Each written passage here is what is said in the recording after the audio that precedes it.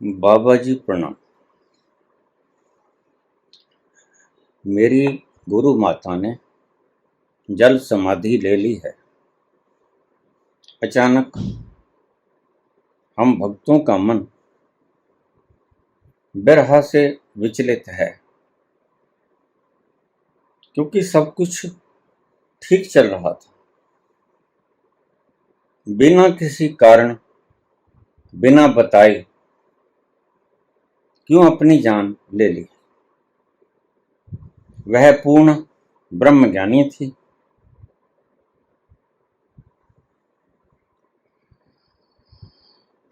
कोई कहता है कि गुरु माँ ने आत्महत्या की, लेकिन दूसरे कहते हैं कि कोई इतना ज्ञानी संत आत्महत्या कैसे कर सकता है। बहुत से प्रश्न दिमाग में उमड़ घुमड़ रहे हैं। कृपा करके मुझे हल्का करने की चेष्टा का कष्ट करें।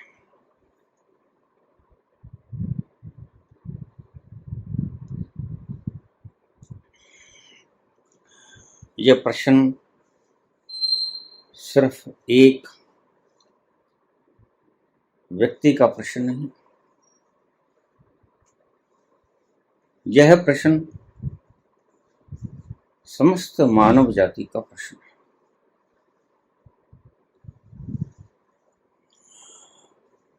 अब इन्हें कौन बताए कि जिसने जल समाधि ले ली वो आत्मज्ञानी थी या अज्ञानी थी। यह आत्महत्या है या जल समाधि है, इन्हें कौन बताए। अध्यात्म में यही मुश्किल है। इसलिए आज इतने अज्ञानी बाबाओं की भीड़ अपने अपने तख्तपोश और तंबू लगा के दुनिया को गुमराह कर रहे हैं।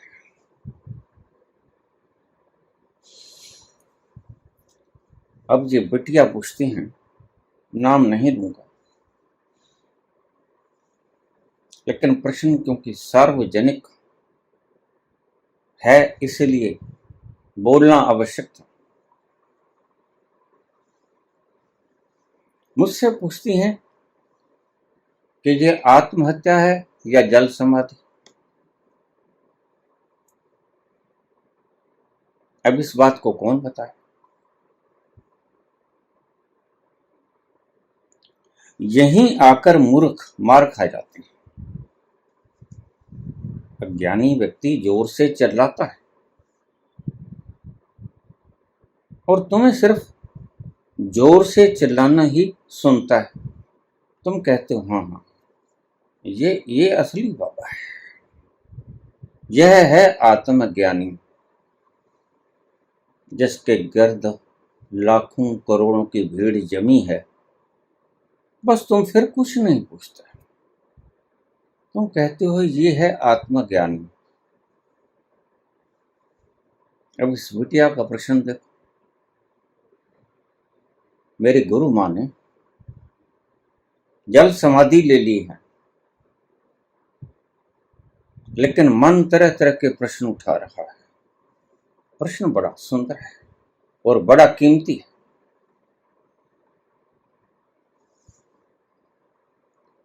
इसे अवश्य सुनना, क्योंकि ये मुख्य प्रश्नों में से एक प्रश्न है। पहली बात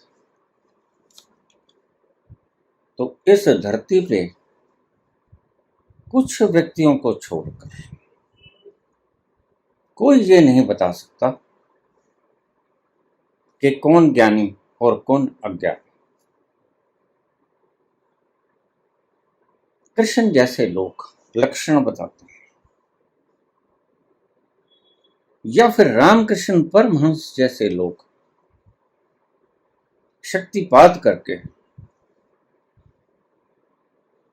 विवेकानंद को दिखा देते हैं कि देखो ये है सत्य।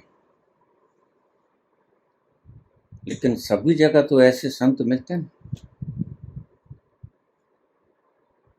अब मुझे पूछा है, तुम्हें क्या भरोसा कि मैं जो जवाब दूंगा वो ठीक होगा? हो सकता है मैं भी तुम्हारे साथ छल कपट कर रहा हूं। पक्का भरोसा है, लेकिन भरोसा तुम करते हो खोपड़ी से। और सारे सवाल जितने भी इस वक्त खड़े हो रहे हैं वो खोपड़ी के सवाल हैं।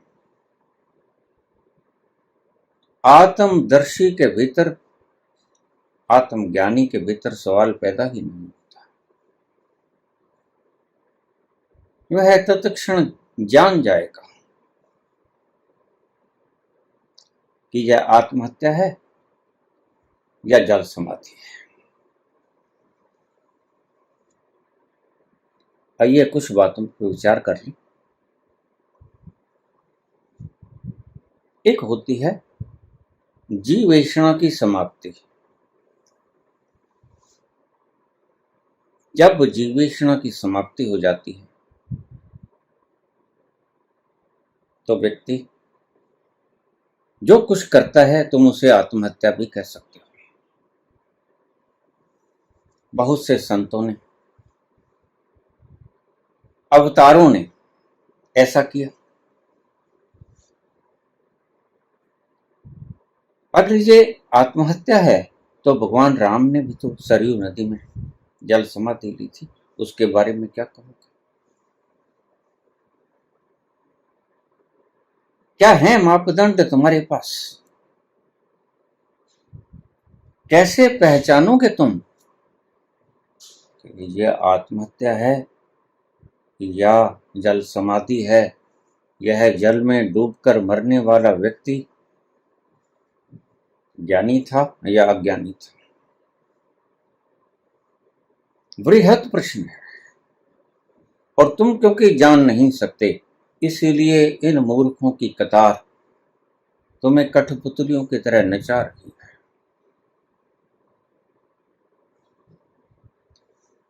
पहले तो मैं इस बिटिया से ही पूछूंगा, तुम्हारे मन में पहले से ही शंका थी? ये तो तुम मर जाने के बाद व्यक्ति की कीमत डालते हो। जीते जी कहां कीमत थी? चौंकना मत। अगर जीते जी गुरु मां की कीमत होती तो तुम मुझे गुरु ना बनाते। विश्वास नहीं था उसके ऊपर, इसलिए मुझे गुरु बनाया। मेरे बताए हुए पद चिन्हों पर चली, मेरे बताए हुए अभ्यास ध्यान के क्रिया योग के ये किया, मेरे प्रवचन सुने। इसका अर्थ क्या है? इसका अर्थ है कि मन में पहले से ही बेईमानी थी और मन सदा से बेईमान है। और जो व्यक्ति मन के पीछे चलता है वह बेईमान के पीछे चलता है। और जो मन के पीछे चलता है वह सही रास्ते पे नहीं चलता, क्योंकि मन सही मार्गदर्शक करता नहीं। मन खुद ही नहीं जानता। मन उस बात का विस्तार करता है तुम्हारे सामने जो कि उसके रहते हुए तुम्हें मिल ना पाएगा। ध्यान से समझना इस बात को। मन उस तत्व की व्याख्या करता है तुम्हारे सामने जो कि मन के रहते हुए वह पा नहीं सकता। तो मन क्या व्याख्या का खाक करेगा? जो घटना उसके रहते हुए घट नहीं सकती उस घटना की वह व्याख्या क्या करेगा? और जो करेगा वह गपोड़ संख होगा। जिन लोगों ने भगवान राम की जल समाधि सरयू में डूब जाना जल समाधि कहा, आत्महत्या तो वो भी कह सकते हैं। तुम्हें क्या पता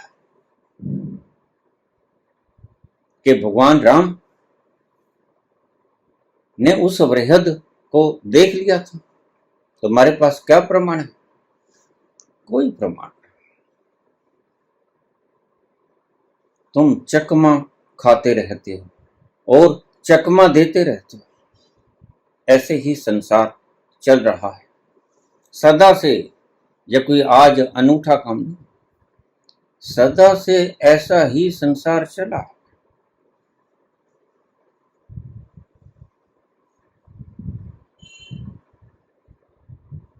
पूछा है कि गुरु मां जल समाधि ले ली, फिर प्रश्न उठ रहे हैं, यह आत्महत्या है या फिर जल समाधि है? प्रश्न तो उठेंगे। प्रश्न तो मैंने पहले ही उठा दिया। शंका तो शुरू से ही तुम्हारे मन में थी, अन्यथा मुझे गुरु काहे बनाती? मेरे पास लोग आ जाते हैं, बाबा मैं 8 गुरु बदले, बात बनी? क्या आप मुझे स्वीकार करोगे? मैंने कहा बिल्कुल नहीं। क्यों बाबा? क्योंकि कमी तुम्हारे में है और सदा कमी शिष्य में होती है। इसलिए बाबा ने कहा शिष्य बनो, सिख बनो। गलती तुम्हारी ओर से होती है और तुम मट देते हो गुरु के ऊपर। अब ये जो तुम 8-9 गुरुओं को छोड़कर आए, तुम्हें क्या पता कि वो ज्ञानी थे या अज्ञानी थे? तुम्हारे पास कोई मापदंड नहीं। तुम्हारा मन फैसले सुनाने में दक्ष है, तर्क करने में दक्ष है, और तुम विनर उसको गिनते हो जो तुम्हारे तर्क से बड़ा तर्क दे देता है। अजीब तर्क है। जो शब्दों का तर्क जाल तुम्हारे से बड़ा तर्क जाल दे दे, वह जीत गया, वह तुम्हारा गुरु। ऐसा नहीं।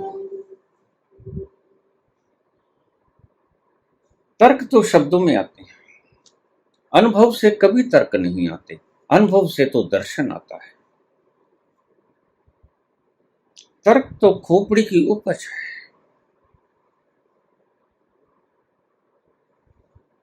तो अब ये पूछा है कि इसने सुसाइड किया है या ये एनलाइटनमेंट के बाद की घटना है? पहले इस बात को विस्तार से समझ लीजिए कि कमी कहाँ रह गई है। कमी हमेशा शिष्य में होती है, गुरु में कमी नहीं होती। बड़े मजे की बात है। शिष्य में कमी होती है, इसलिए बाबा ने कहा शिष्य बनो, सिख बनो। अगर तुम सिख हो गए तो फिर तो धन्ना भक्त अनगढ़े पत्थर में भी देख लेता है उस परमात्मा को। वह परमात्मा तो सब जगह मौजूद है, लेकिन तुम्हारी बुद्धि बाधा है। इस बुद्धि को हटा देना ही योग है। इस बुद्धि को एक तरफ रख दो, योग हो गया, मिलन हो गया। मिलन से वंचित हो तब तक, जब तक तुम बुद्धि की आंख से निहार रहे। यथा दृष्टि तथा सृष्टि।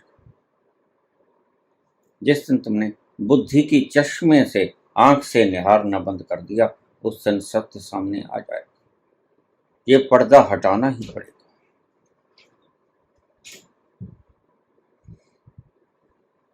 और सुनते हैं, कल ही ताजा घटना, 120 से ऊपर लोग मारे गए, और आमतौर से औरतें ही मरती हैं, बच्चे मरते हैं। क्यों? क्योंकि औरतों को जल्दी बेवकूफ बनाया जा सकता है।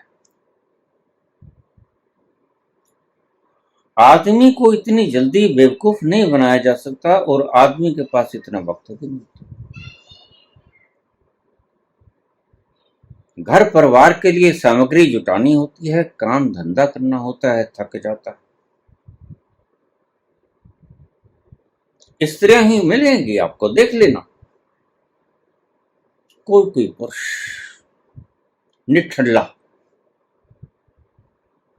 जिसका कोई काम नहीं है, जो बिल्कुल निठल्ला है, वो आपको मिलेगा जहां, या तो उसके बाप का कमाया हुआ इतना है, या फिर वो काम करता नहीं। मांग लेंगे, छीन लेंगे, चोरी कर लेंगे और गुजर बसर कर लेंगे। ऐसे ही लुच्चे लफंगे लोग होते हैं। और इन लोगों ने अज्ञानी बाबाओं को तरजीह दे रखी है। ये स्टैंप्ड करते हैं बाबा को, ये पहुंचा हुआ है। इसलिए मैं तुम्हें बार बार कहता हूं, किसी की बात पे विश्वास मत करो।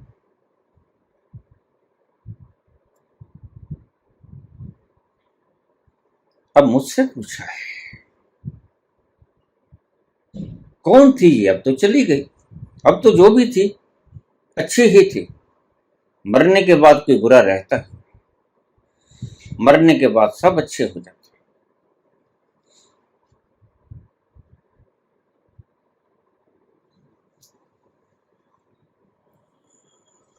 बिरहा की आग हमें जला रही है। सारे शिष्यगण शोक संतप्त हैं। कोई कारण भी तो नहीं था, किसी को बिना बताए, बिना तिथि निर्धारित किए अचानक पानी में डूब गई, मर गई। अब यह आत्महत्या है या जल समाधि है, इस बात का जवाब आपको कोई नहीं दे सकता। इसलिए आध्यात्म में इतने मूर्ख लोग प्रवेश कर गए। कोई भी आध्यात्मिक नेता अपने माथे पर चेपी लगा लेता है, आध्यात्मिक केंद्र, और चलो। गाय भैंस के, बग के बग इनके कम्यून में मिलेंगे तुम्हें, और इनकी मान्यताएं ही मान्यताएं हैं। दर्शन के नाम पर अनुभव कुछ भी नहीं, सिर्फ मान्यताएं।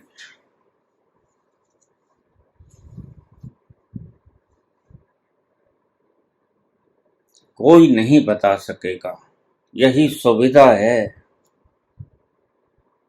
अध्यात्म में, यही सुविधा है। अब इसने सुसाइड किया कि यह ज्ञानी था, और फिर सवाल उठता है, ज्ञानी था तो मरेगा क्या? तो फिर भगवान राम क्यों मरे? महावीर कैवल्य अवस्था को प्राप्त हो गए, वो क्यों मरे? उन्होंने प्राण क्यों ताके?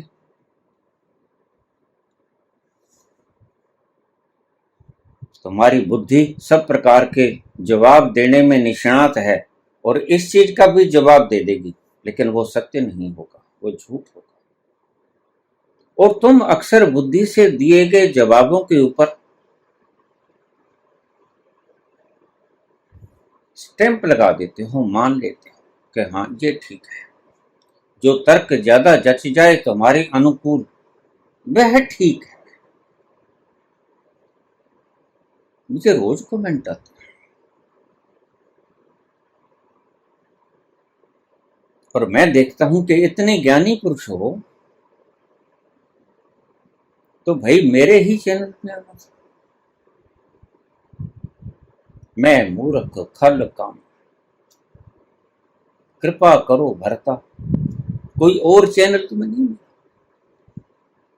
पहले पढ़ा सुना, फिर अपनी खोपड़ी से माप तोल किया और फिर कमेंट लिखा। इतना वक्त बर्बाद करने की जरूरत क्या थी? किसी अच्छे गुरु को तलाश लेते, कहानी खत्म थी। लेकिन नहीं, और ऐसा नहीं है कि मुझसे छोड़ के कहीं और चले जाओगे, वहां भी तुम ऐसे ही उपद्रव करो, क्योंकि तुम्हारा मन तुम्हारे साथ जाएगा और मन उपद्रव का कारण।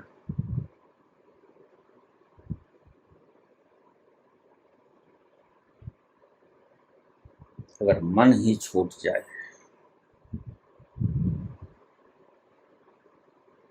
तो आपको मिल गई वो श्रेणी, आपको मिल गया ज्ञान, आपको पता लग गया कि सत्य है क्या। मन ही तो बाधा डालता है। इस प्रश्न को थोड़ा सा गहराई से समझें, क्योंकि ये प्रश्न सार्वभौमिक है।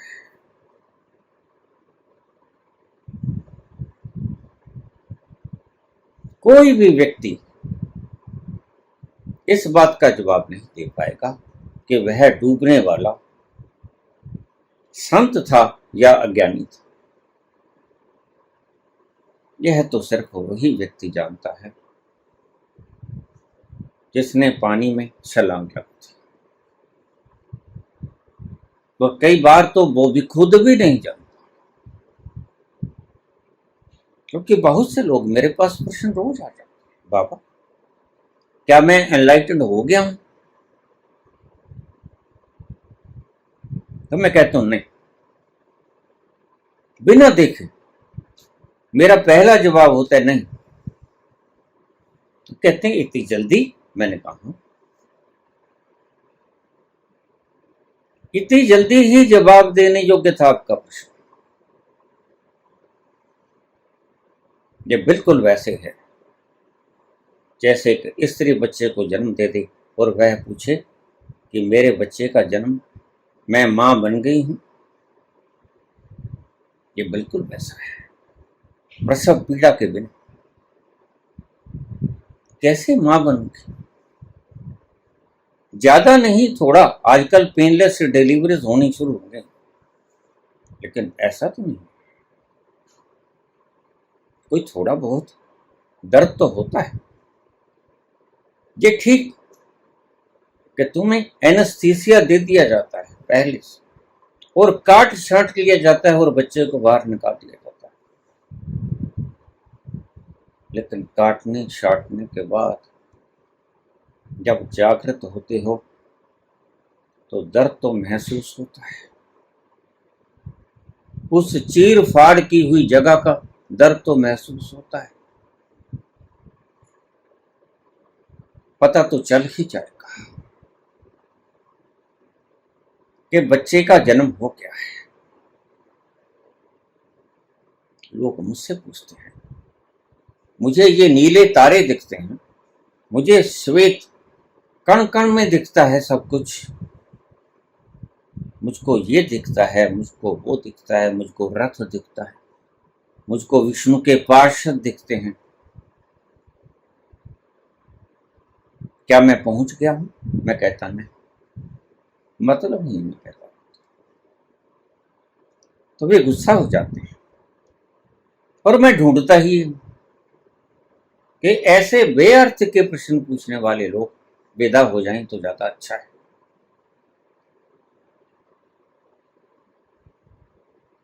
मुझे सिर्फ तलाश उन्हीं लोगों की है जिनको जोरों से प्यास लगी है। इसलिए तो अकेला अपने कमरे में शांत आनंदित भाव से मुदित मन आया तो नाच लिया, मन आया तो गा लिया, मन आया तो झूम लिया, भीतर से उठती हैं तरंगे। कौन फिक्र करता है बाहर कौन, कौन गया कौन आया। आज की ताजा खबर क्या है, कौन फिक्र करता है।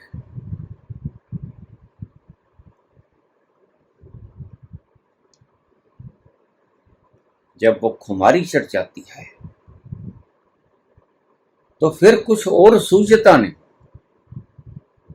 वो खुमारी तुम्हें ढक लेती है चारों तरफ से, और तुम उसमें मदहोश हुए हुए उसमें लीन हो जाते हो। फिर कौन फिक्र करे, बाहर कौन आया गली में, कौन गया, कौन फिक्र करे।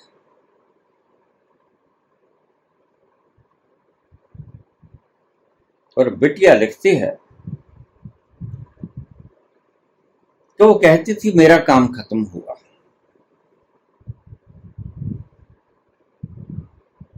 और बस वाणी से प्यार करो।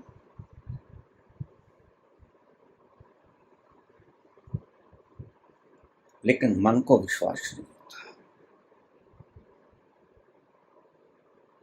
विश्वास होगा भी नहीं, मन कभी विश्वास करता है। यही तो आध्यात्म की सबसे बड़ी कुंजी है। अगर मन में ही विश्वास हो जाए तो मन विदा हो जाता है, और मन विदा हो जाए तो जैसे सूरज के सामने काले मेघ छाए हों, और उन काले मेघों के होते हुए सूरज की रोशनाई तुम्हें दिख ना रही हो, और वो काले मेघ छट जाएं, सूरज दिखाई पड़ना शुरू हो जाता है। बस इतनी सी बात थी। लेकिन तुम्हारा मन कहता है ये तो काले मेघ हैं, गहराई हुई कालीमा छाई हुई है, सूरज है ही नहीं। और सच भी है, काले मेघ हैं, बरस रहे हैं, सुहाना मौसम है, सूरज है ही नहीं। यही तुम्हारा मन मान लेता है, और इसमें कोई गलती भी नहीं है। तुम कह सकते हो ये देखो कहां है सूरज, ये तो काले मेघ हैं, बरस रहे हैं। सूरज होता तो इतना विशाल सूरज दिखाई ना पड़ता। भला इतनी छोटी सी चीज बादलों के भीतर ढक दिया जाता। हाँ, बस यही तुम्हारा मन नहीं मानता। इसी को कहते हैं अविश्वास। तो याद रखना, अब रोज चिल्लाओ मत, अब फिजूल है।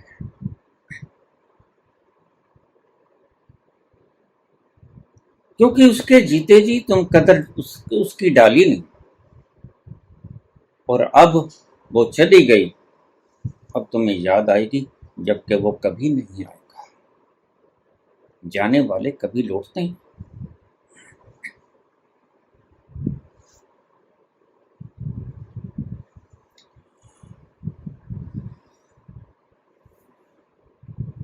संत चले जाते हैं, और उसके जाने के बाद आप उसकी कीमत डालते हैं।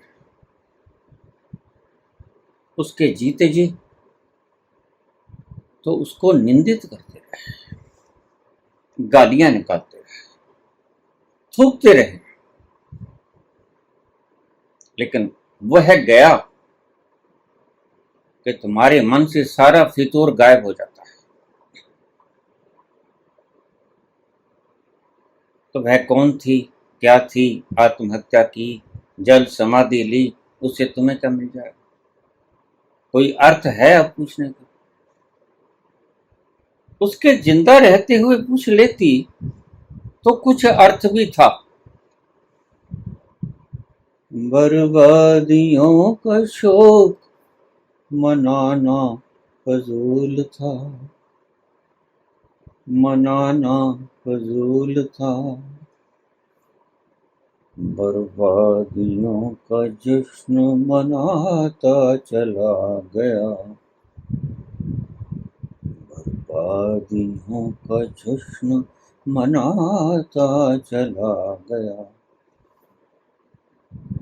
हर फिक्र को धुएं में उड़ाता चला गया।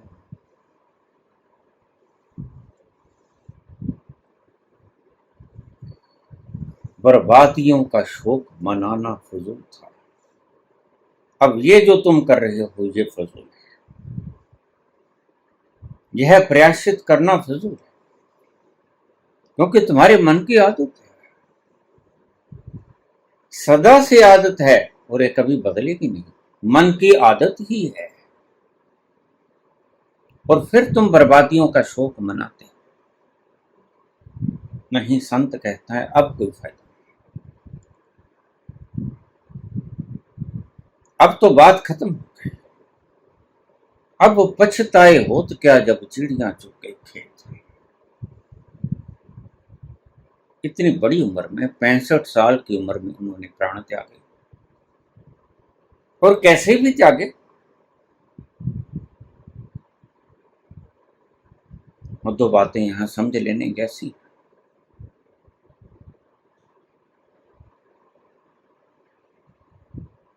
कि सिर्फ मरता आदमी दुखी होकर नहीं है, मरने का एक और ढंग भी है, जिसे गोरख कहते हैं, मरो हे जोगी मरो। मरो मरण है मीठा, ऐसी मरनी मरो जिस मरनी मर गोरख डीठा।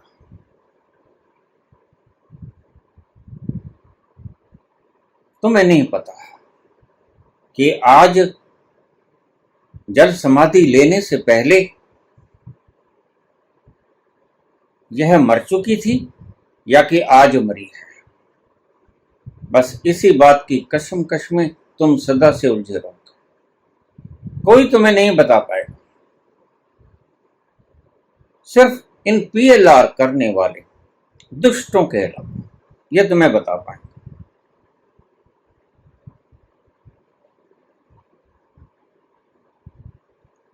उसके जिंदगी के जीने का ढंग अगर तुम तब नहीं समझ सके कि यह संत उन ऊंचाइयों को, शिखरों को छुए हुए है या नहीं, तो अब क्या खाक समझोगे। अब तो वो गई, अब तो राख बची।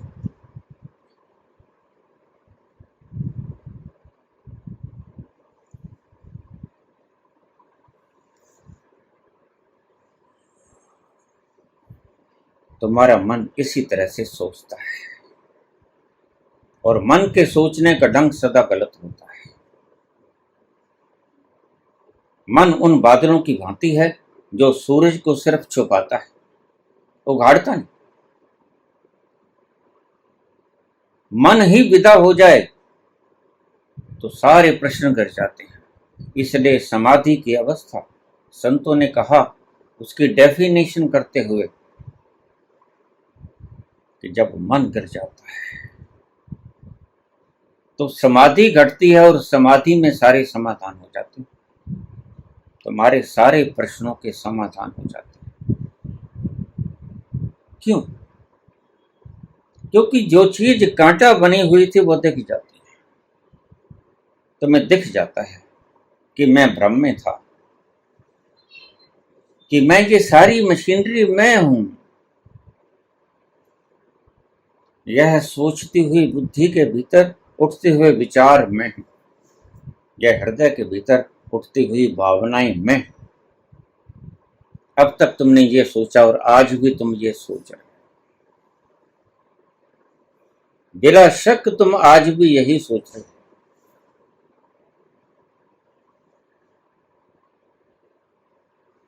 तो यही मुसीबत है। तुम 10 गुरुओं का नहीं, तुम 10,000 गुरुओं के पास चले जाओ, तुम कभी पहुंच ना पाओगे। क्योंकि जो सूरज को ढके है अज्ञान, वह मन रूपी अज्ञान वहीं जाएगा जहां तुम जाओगे, जहां भी जाओगे, जिस भी गुरु की शरण में जाओगे, तुम्हारा मन तो साथ जाएगा। हिमालय पे निकल जाओ, शांत कंदराओं में चले जाओ, घने जंगलों में निकल जाओ, मन को कहां छोड़ के जाओगे? मन तो तुम्हारे साथ साथ चलेगा। और अगर मन ही छूट जाए तो बात बन गई। बस इसी का लफड़ा है सब। मन हट जाए तो हट जाए ये दीवार बादलों की, और सूरज की चमक साफ साफ दिख जाए।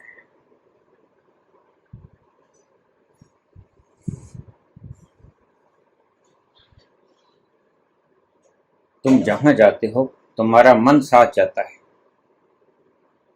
इसलिए मैं तुम्हें कहूंगा किसी भी गुरु के पास चले जाओ।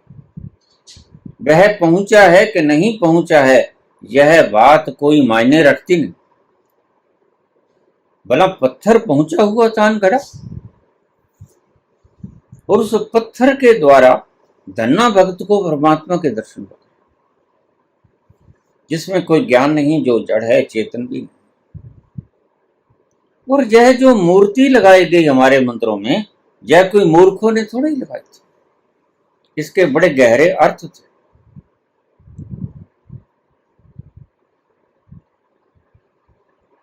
कि जिस दिन तुम्हें इस मूर्ति के भीतर परमात्मा दिखना शुरू हो गया, इस जड़ के भीतर ना बोलती है, न चलती है, न खाती है, न सूंघती है, ना सोचती है, जिस दिन तुम्हें इस जड़ मूर्ति के भीतर वह परम चैतन्य दिखाई पड़ना शुरू हो गया,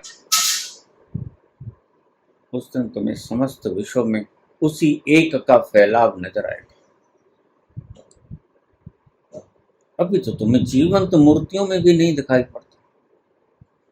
अभी तो जीवंत मूर्तियों में भी तुम सारे दिन वेद करते रहते हो। यह शूद्र के घर का जाया है, यह ब्राह्मण के घर का जाया है। अभी तो तुम्हारे इस जीवंत मूर्तियों के वेद ही नहीं छटे, तो मूर्ति में तुम कैसे परमात्मा देख सकते हो? और बनाने वालों ने मूर्ति इसलिए बनाई थी,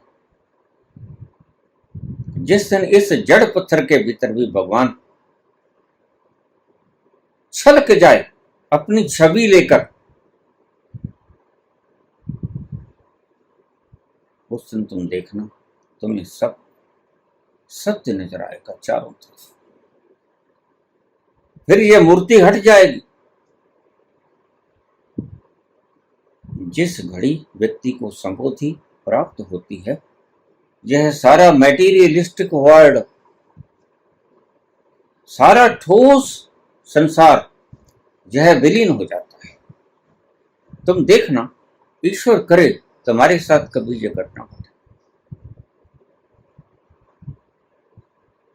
तुम देखोगे कि कहां गई ये मूर्ति, कहां गई ये दीवालें, कहां गए ये पत्थर, कहां गई ये ईंट, और कहां है ये वृक्ष, कहां है वो समाधि। सब गिर जाते हैं। एक ट्रांसपेरेंट, पारदर्शी, एक जो सर्वत्र समाया हुआ है चारों तरफ, वही दिखाई पड़ेगा। तो संतों ने, ऋषियों ने, मुनियों ने यह मूर्ति का आविष्कार इसलिए किया था। यह चरम पराकाष्ठा थी ज्ञान की। कि जिस दिन तुम्हें इस जड़ मूर्ति के भीतर परमात्मा विद्यमान नजर आए, उस दिन तुम संपूर्ण हुए। लेकिन अभी अभी तो जीवंत व्यक्ति के भीतर भी तुम परमात्मा देख नहीं पाते। अभी 100 तरह के भेद करते हो। गरीब अमीर का भेद है, यह गोरा काला है, यह ब्राह्मण शुद्ध है, यह फला जाति से है, यह फला जाति से। यह हिंदू मुसलमान है, सिख ईसाई है। और बात तो भेद बुद्धि की है। लेकिन ये भेद बुद्धि तुम्हारी जब खत्म हो जाएगी तो ही दिखाई पड़ेगा जो ऋषियों ने जिसके लिए इसका निर्माण किया था, मूर्ति का मंदिर में स्थापित की थी। ये चरम अवस्था है। जिस दिन मूर्ति के भीतर भगवान नजर आए, जड़ के भीतर भगवान नजर आए, चारों तरफ उसका पसारा नजर आए, बस फिर तुम्हें किसी से पूछना नहीं पड़ेगा कि मैं एनलाइटेंड हो गया, हो ही गए। फिर पूछोगे भी नहीं।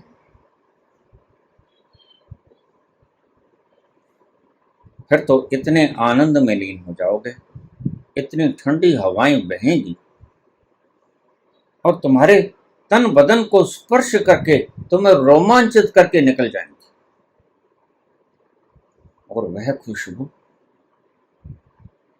वह तुम्हारे रोए रोए को आह्लादित कर देगी। लेकिन अभी अभी तुम जड़ मूर्ति के भीतर परमात्मा नहीं देख सकते। मान सकते हो, नमस्कार कर सकते हो, किसी के पूंछ लगा दी, किसी के सूंड लगा दी, किसी की जीभ बाहर निकाल दी, किसी का रंग काला गोरा कर दिया। अभी तो सिर्फ मान्यताएं। और मान्यता तो तुम करते हो, और तुम कुछ भी मान्यता कर सकते हो। तुम्हारे मन के ऊपर कोई अंकुश नहीं। तुम कुछ भी सोच सकते हो। तुम पूंछ लगा सकते हो, तुम सूंड लगा सकते हो, तुम सवारी बैल की कर सकते हो, सांड की कर सकते हो, मोर की कर सकते हो, गधे की कर सकते हो, तुम उल्लू की सवारी कर सकते हो। ये तुम्हारे मन की सब इजादें हैं। इसमें सत्य नाम की कोई भी चीज, कोई अंश बाकी है नहीं।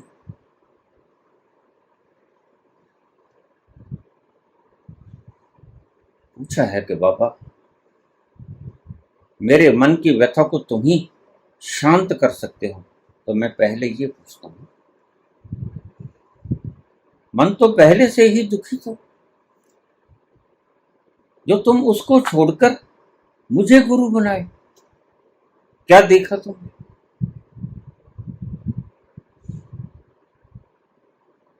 कुछ बोलना, कुछ लहजा, कुछ अच्छा लगा होगा, लेकिन बोलने और लहजे से या गायन कला से कोई एनलाइटेंड हो गया है, यह तो पहचान नहीं।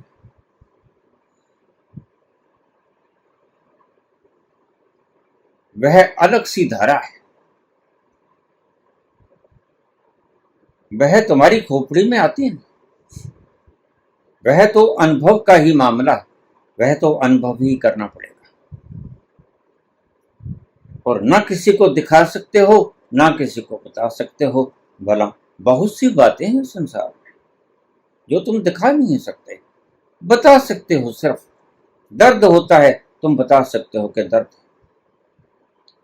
और अगर डॉक्टर कहे कि नहीं, मैं तो इलाज नहीं करूंगा, दर्द को बाहर निकाल के दिखाओ कि ये रहा दर्द, फिर मैं उपाय करूंगा। खुशी है तो निकाल के दिखाओ खुशी कि ये है खुशी, फिर हम भी वही उपाय करेंगे जो आपने किया है। लेकिन बहुत से अनुभव ऐसे हैं जो सिर्फ महसूस किए जा सकते हैं, बतलाए नहीं जा सकते ठीक तरह से, चूक जाओगे, आधे अधूरे रह जाओगे। इसलिए संतों ने बड़ी कोशिश की। उस परमात्मा के बारे में कहने का मन तो बहुत था, ऐसा था कि अभी बता दो, अभी बता दो। इतना शानदार अनुभव, इतना आनंद और इतना प्यास को बुझाने वाला, इतना भूख को मिटाने वाला, अभी बता दूं सभी को। और बताने की चेष्टा भी की, लेकिन अंत में संतों ने पाया कि नहीं बताया नहीं जा सकता, वह तो बताया जा ही नहीं सकता। उनके सब बोलने बेकार हो गए। आखिर में कोई भी बुद्ध पुरुष जाता है, इस तरफ से तृप्त नहीं होता, इस तरफ से अतृप्त ही रह जाता है। जो जाना था, जो जिया था, वह बोला तो नहीं गया। शब्द बड़े बोले, लेकिन वह अनुभव कहां बोला गया। मन बड़ा किया कि अल्फाजों में ढाल दूं उस अनुभव को, लेकिन काश काश मैं ढल पाता, नहीं ढलता।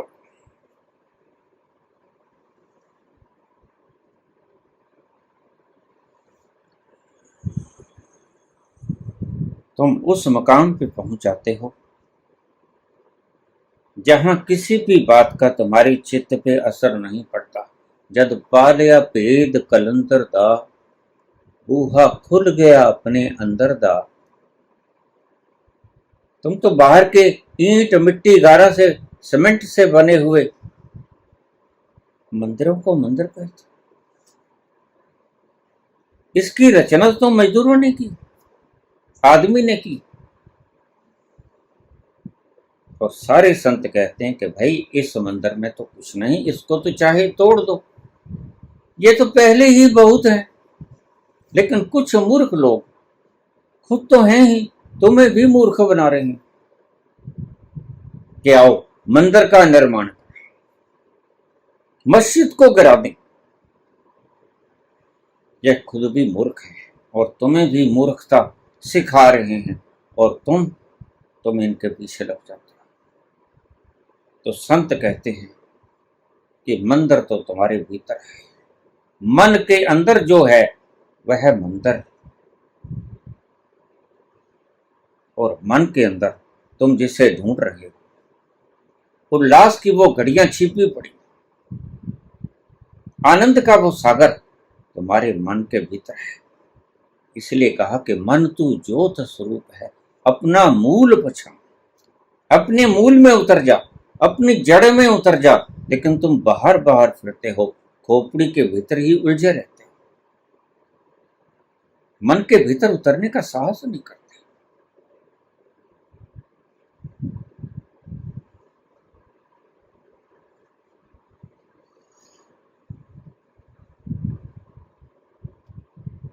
न महसूस हो जहां गम और खुशी का फर्क, न महसूस हो जहां, महसूस हो जहां।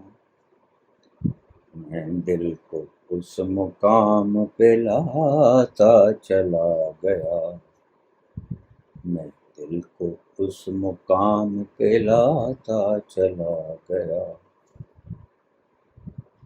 हर फिक्र को धुएं में उड़ाता चला गया।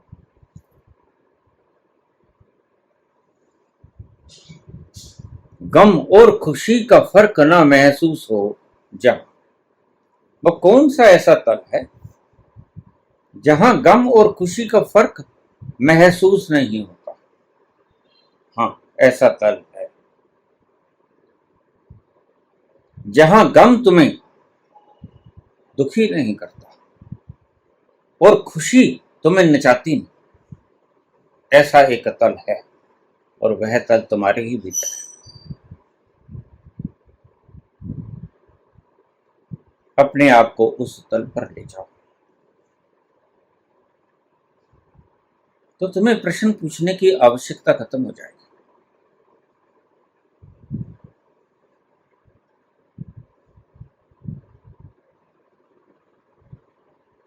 तुम सदा ही कोशिश करते हो, लेकिन एक कोशिश नहीं करते। तुम कोशिश करते हो कि वह आनंद हमें भी मिल जाए, कोई प्याला भर के दे दे और हम पी लें। और प्याला तुम खुद ही पी सकते हो, यहां किसी साकी की जरूरत कहां पड़ती। यहां तुम ही पीने वाले हो और तुम ही साकी। सुराही भी तुम हो, शराब भी तुम हो, पीने वाले भी तुम हो, पिलाने वाले भी तुम हो, तुम ही हो। और जिसे खोज रहे हो उसको तुम दूसरे में खोज रहे हो, जबकि वो छुपा है तुम्हारे दूसरे में खोजते हो, विकारों में खोजते हो। काम, क्रोध, लोभ, मोह, अहंकार, इसमें खोजते हो। है तो वो तुम्हारे भीतर। तो खोजते रहो और भटकते रहो। इच्छा तो तुम्हारी बहुत गहरी, बड़ी पुरानी, जन्मों जन्मों से है कि हमें वो आनंद का, मस्ती का सागर मिल जाए। किसकी इच्छा नहीं है, सभी की इच्छा है, लेकिन मिलता कहाँ है? क्योंकि जिस कारण से मिलता है, जिस उपाय से मिलता है, वो उपाय तुम करते हो। वो उपाय है उस झरने के ऊपर से पत्थर हटा दो। जिसने झरने के वेग को रोक रखा है, वह पत्थर क्या है? तुम्हारा इल्यूजन। और कैसे मिटेगा? जानकर तुम हो कौन। इसलिए मैं सारा सारा जोर इस बात पर देता हूं कि प्रश्नों का जवाब तो बाद में भी पूछ लेना, जबकि मैं जानता हूं कि बाद में तो प्रश्न बचेंगे। पहले जो शक्ति है तुम्हारे पास, उस शक्ति से खुद को खोज लो। एक ही तो बात मैंने कही है, संतों ने भी तुम्हें यही कहा है, no thy self, self remembering, स्वयं को जानो। अप दीपो भव, जानो कि तुम कौन। अपने मार्गदर्शक स्वयं बनो, दूसरे की शरण में मत जाओ। शरण में ही जाना है तो अपनी ही शरण में जाओ। तुम कम से कम सच्चे तो हो, दूसरे का कोई भरोसा नहीं। कोई लुच्चा लफंगा आके गेरुए वस्त्र पहनकर दिखाई तो संत पड़ेगा, लेकिन भीतर भीतर तो तुम झांक नहीं सकते। ये कला तो तुम्हें आती है और तुम ठगी खा जाओ। सच पूछो तो तुम मन की मान्यताओं पे, बुद्धि के विश्वासों पे चलते हो, और मन की मान्यताएं और बुद्धि के विश्वास सदा ही गलत होते हैं। एक विश्वास होता है जो बुद्धि का नहीं होता, जो भीतर के अंतरंग क्षणों से आता है, तलों से आता है। और वह जब आ जाता है तो तुम्हारे सारे कष्ट क्लेश मिट जाते हैं, दुख दर्द मिट जाते हैं। वह बुद्धि से नहीं आता, वह तुम्हारा मन कहीं से खोज के नहीं लेके आता, वह तो तुम्हारे अंत से जड़ने की तरफ उठता है। ये सवाल तो बहुत विराट है, क्योंकि तुम्हारे पास उदाहरण है।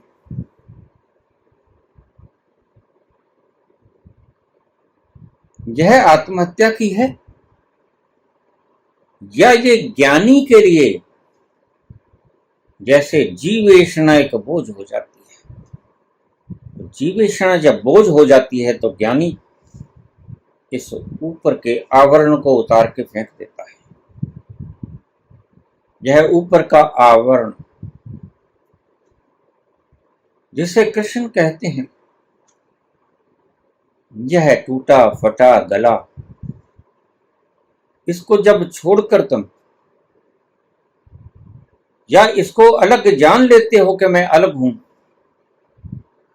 तो तुम्हारी सारी व्यथाएं गिर जाती हैं। और जब व्यथा गिर जाती है, जब कांटा तुम निकाल देते हो, तो भला तब भी दर्द होता है? नहीं, दर्द ही कांटे का था और कांटा ही तुमने फुर्सत से निकाल दिया, अब दर्द नहीं होगा।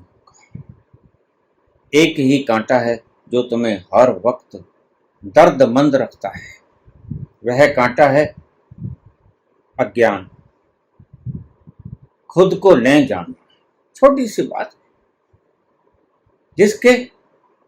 जिसको समझाने के लिए इतनी पुस्तकें, इतने ग्रंथ लिख दिए गए कि उन ग्रंथों का भार मानव के भार से कहीं ज्यादा है। और बात इतनी सी थी कि तुम हो कौन, बस इसी बात को नहीं आदमी जान सका, या कह लो कि जान नहीं, खुद जानकर नहीं जान सका। क्योंकि उसको जानने के लिए साहस चाहिए, साहस चाहिए, जवारी का कलेजा चाहिए, मिटने की तैयारी चाहिए, और तुम्हारा मन तैयार होता है। तुम समर्पण, प्रेम, इस तरह के थोथे शब्दों में उलझे रहते हो, जबकि तुम्हें पता नहीं कि समर्पण कितना मुश्किल है, प्रेम कितना मुश्किल है। प्रेम तुम कर नहीं सकते, समर्पण तुम कर नहीं सकते। समर्पण और प्रेम की घटनाएं घटती हैं जब तुम विदा हो जाते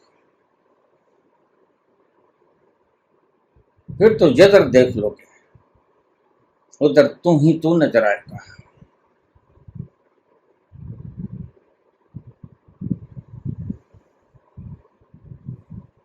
जिस तरफ देख लिया जान तसद्दुक कर दी, जिस तरफ देख लिया जान तसद्दुक कर दी, मैं तो मोहताज नहीं काबे या बुत खाने का। फिर वो काबा हो या बुत खाना हो, जहां जाकर तुम झुक गए, बस तुम्हारे लिए वही तीर्थ है, वही हज है, वही तीर्थ यात्रा है, और वही तुम करते हो। और उसका कारण बड़ा गहरा है, मरने से डरते हैं। संतों ने बहुत कहा कि मरने से मत डरो, मरने को स्वीकार करो। जिस मरने से जग डरे मेरे मन आनंद। संत तुम्हें बड़ा प्रलोभन देता है कि यह तो आनंद की बात है, इसे तो अपना लो, क्योंकि यह मरना, मरने ही से पाइए पूर्ण परमानंद। तुम्हें उस विशाल सागर के आनंद में धक्का दे देगा जिसकी तुम जन्मों जन्मों से तलाश कर रहे थे, और यही तुम कर नहीं पाते। पूछा है कि मन बड़ा व्यथित है, होगा, क्योंकि मन अभी उस मुकाम पे नहीं आया। मन अभी शोक मनाता है, मन उस मुकाम पर नहीं आया जब वो जश्न मनाना शुरू करते हैं। बर्बादियों का शोक मनाना फजूल था,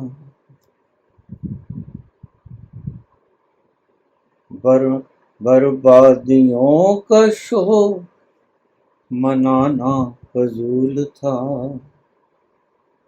बर्बादियों का जश्न मनाता चला गया, बर्बादियों का जश्न मनाता चला गया। मैं दिल को उस मकान पर लाता चला गया, हर फिक्र को धुएं में उड़ाता चला गया।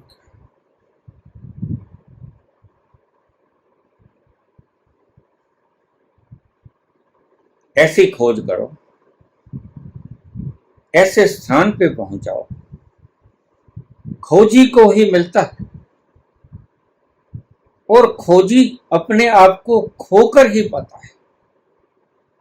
ये अद्भुत शब्द है। खोजी खोजता रहे, तुम खोजते तो बहुत वक्त से हो, जन्मों जन्मों से खोज रहे हो, लेकिन एक शर्त नहीं पूरी की। खोजी को मिलता तब है जब वह स्वयं को खो देता है। तो कबीर कहते हैं, जिन खोजा तिन पाया। और मैं तुमसे कहता हूं कि खोज तो तुम बहुत जन्मों जन्मों से रहे हो, लेकिन एक कला है खोजने की। वो कला नहीं तुमने सीखी, और वो कला है खोजते खोजते खो जाना। जिस घड़ी तुम खो गए, खोजते खोजते तुम खुद ही लुट गए, तो वह मिल जाएगा जिसकी खोज में तुम चल रहे हो। मत पूछो मुझसे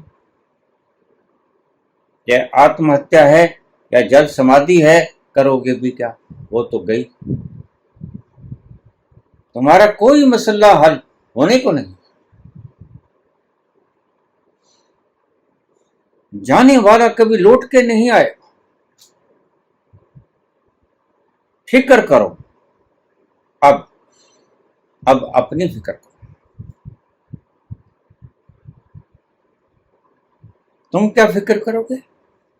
तुम शिष्य बनने की कोशिश करो। तुम गुरु की इतनी फिक्र मत करो, फिक्र ही मत करो, फिक्र करो अपनी। How I can change my self, मैं अपने आप को रूपांतरित कैसे कर सकता। तुम शिष्य बनो, तुम सिख बनो, और जिस घड़ी तुमने झुकना सीख लिया वही शिष्यत्व है। तुम तब तक शिष्य नहीं बनते जब तक तुम पूरे पूरे झुकना नहीं जानते। इसलिए हम मूर्तियों के आगे दंडवत झुक तो जाते हैं, पूरे का पूरा शरीर झुक जाता है, लेकिन शरीर के झुकने से अहंकार कहाँ झुकता है। कई बार तो अहंकार और भी बली हो जाता है कि हम ऐसे वैसे नहीं हैं, हम तो पूरे के पूरे साष्टांग दंडवत करते मां के दरबार में गए हुए हैं। तुम चाहे 1000 बार साष्टांग करते हुए माता के दरबार में चले जाओ, तुम्हें कुछ नहीं मिलने वाला, बशर्ते इसके कि तुम्हारा अहंकार और पुष्ट हो जाएगा, तुम ज्यादा अहंकारी हो जाओगे। इसलिए तीर्थ यात्रा करने वाले, हज करने वाले ज्यादा अहंकारी हो जाते हैं। उनके साथ एक अलंकार लग जाता है, उनके साथ एक डिग्री लग जाती है। मैं हाजी हूं, मैं तीर्थ यात्री हूं। ये मैं एक और जुड़ गया, इससे पहले कोई मैं कम ना थे। मैं नाक हूं, मैं मुंह हूं, मैं आंख हूं, मैं बुद्धि हूं, मैं मन हूं, मैं शरीर हूं, अंतरंग पुर्जे हूं। यही काफी थे, अभी और तुमने थोप लिया कि मैं हाजी, मैं काजी, मैं तीर्थ यात्री हूं, मैंने इतने व्रत उपवास किए हैं। तो सही तो उपवास वो होता है जो करने से तुम्हारा मैं खो जाए, उसके करीब बैठकर तुम्हारा मन खो ना जाए, तो समझो तुम उसके करीब बैठे ही। उपवास उस आत्मा के करीब वास करो। तुम वहां गए ही, तुम कहीं और भटकते फिर रहे होगे।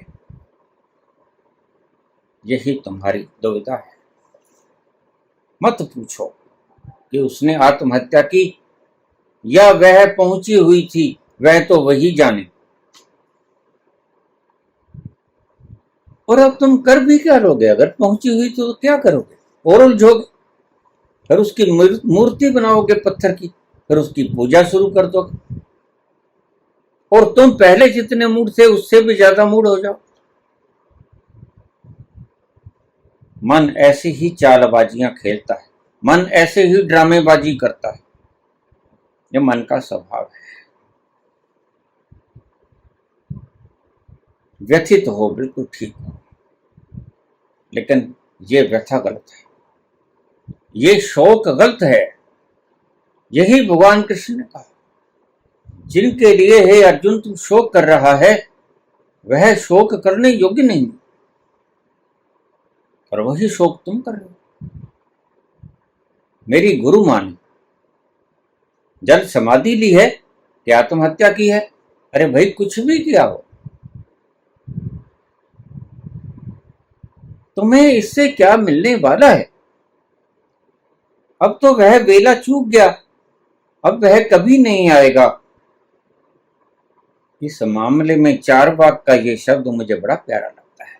भस्म भूतस्य देहस्य पुनरागमनम कुतः। जो एक बार भस्म हो गया शरीर, वह फिर से लौट के नहीं आएगा, फिर से तुम्हें कुछ नहीं बतलाएगा। और जो चला गया उसको भूल जा, उसको पूछने की जरूरत नहीं। अब तो तुम अपने आप को चेंज करो, और ये मन अपने आप को चेंज करने से बचना चाहता है किसी भी कीमत पर, इसलिए ऐसे ऐसे नए अड़ंगे खड़े कर देता है। उसके पीछे की शरारतें तुम देखते नहीं, जानते नहीं। यह भी मन की शरारत है कि वह पहुंची हुई थी कि नहीं थी, कि उसने आत्महत्या कर ली या उसने जल समाधि ले ली। भाई कुछ भी कर दिया, इससे तुम्हें क्या मिलेगा?